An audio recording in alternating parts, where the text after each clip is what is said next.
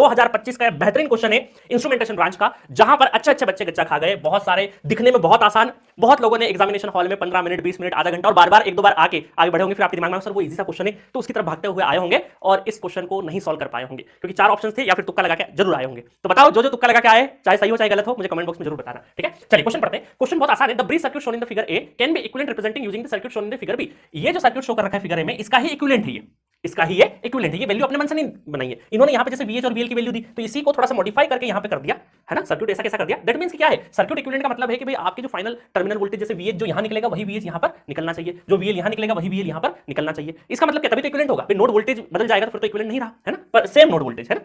चलो, तो इसका मतलब क्या है कि इस सर्किट को देखते हुए ये बना है और आपसे पूछा है कि भाई इसमें R1 R2 और VC की वैल्यू क्या होगी, है ना। अब बहुत सारे बच्चे क्या यहीं पे इसी को थोड़ा सा मॉडिफाई करके वो उस तरीके का दिखने की कोशिश करी होगी। बट आप देखो ऐसे क्वेश्चंस को टेस्ट करने के लिए हम एक तरीका तो ये है, रंगीला रुस्तम पे आए तो रंगीला सोचेगा कि इसको थोड़ा सा मोल्ड कर देता हूं मैं, थोड़ा सा इसको बार बार इस तरीके से बनाने की कोशिश करेगा वो, और यही तो एग्जामिनर चाहता है। बट रुस्तम को दिमाग लगाया रुस्तम ने कि यार ऐसा होता है ना, बना बना की चीजें देखनी होती तो IIT नहीं देता है क्वेश्चन, इसने मतलब कुछ चीजें दी है। तो रुस्तम ने क्या किया, वेरीफाई किया कि काम करता हूं यार कि जैसे VH और VL है, इनके नोड वोल्टेज अगर मैं फाइंड कर लूं और इनको यहाँ का इस वाले सर्किट से अगर नोड वोल्टेज फाइंड करने की कोशिश करूं और ये मैच हो जाते हैं, दैट मींस क्या है कि यही ये VH वोल्टेज अगर ये है तो यही वोल्टेज VH यहाँ पर भी रहेगा, सेम होगा ना, इक्विवेलेंट बोला तो सेम रहेगा। तो ये जाता है एविडेंस पे, लॉजिक्स पे, इमोशन में भेके नहीं कि मैं बना दूं रंगोली जैसा कि इस तरीके का कुछ अरेंजमेंट।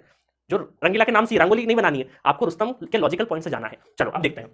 तो अभी हमने देखा कि भाई यहाँ का वोल्टेज अगर मुझे निकालना है और ये 18 वोल्टेज, यही वोल्टेज क्या होता है, दोनों में डिवाइड होता है, तो VH है ना, ये वोल्टेज एक ही बात है, और ये वोल्टेज VL है ना। देखो तो ये दोनों वोल्टेज मेरे को निकालना बड़ा आसान है। वोल्टेज डिवीजन से VH इक्वल टू देखेंगे तो यही वोल्टेज जो यहाँ पर ड्रॉप होगा वही वोल्टेज VH रहेगा। तो ये 18 वोल्ट दो हिस्सों में डिवाइड हो रहा है, तो जिसमें निकालना है वो ऊपर और इन दोनों का सम 3 + 6 इंटू टोटल वोल्टेज 18, तो कितना 9 9 दूनी 18 6 दूनी 12, तो 12 वोल्ट आ गया आपका VH, है ना। सिमिलरली VL देखें तो VL क्या हो जाएगा, VL हो जाएगा इसमें जितना हुआ और इन दोनों में डिवाइड हो रहा है, 18 वोल्ट इन दोनों में डिस्ट्रीब्यूट हो रहा है, तो 3 + 6 इंटू 18, तो ये हो गया 9 दूनी 18 3 दूना 6 वोल्ट, ये हो गया 6 वोल्ट, है ना। तो देखो इन दोनों नोड वोल्टेज हमें आ गए VH और VL। तो इसका मतलब क्या है कि ये वोल्टेज आपका जो VH है वो कितना है आपका 12 वोल्ट है और ये है आपका है 6 वोल्ट। यहां तक बात कहानी समझ में आ गई। अब देखो इस सर्किट को ध्यान से देखोगे, आप इस सर्किट को ध्यान से देखोगे तो ये तो ओपन है, इसका मतलब कोई करंट फ्लो कर रहा है क्या, कोई करंट फ्लो कर रहा है क्या यहाँ पे, नहीं कर रहा है सर, करंट तो 0 एम्पीयर है क्योंकि भाई ओपन है ना, करंट 0। इसको एक नेटवर्क जैसा देखो ना, 0 एम्पीयर है, इसका मतलब यहाँ पर कोई भी वोल्टेज ड्रॉप होगा क्या, नहीं, 0 वोल्ट का ड्रॉप होगा।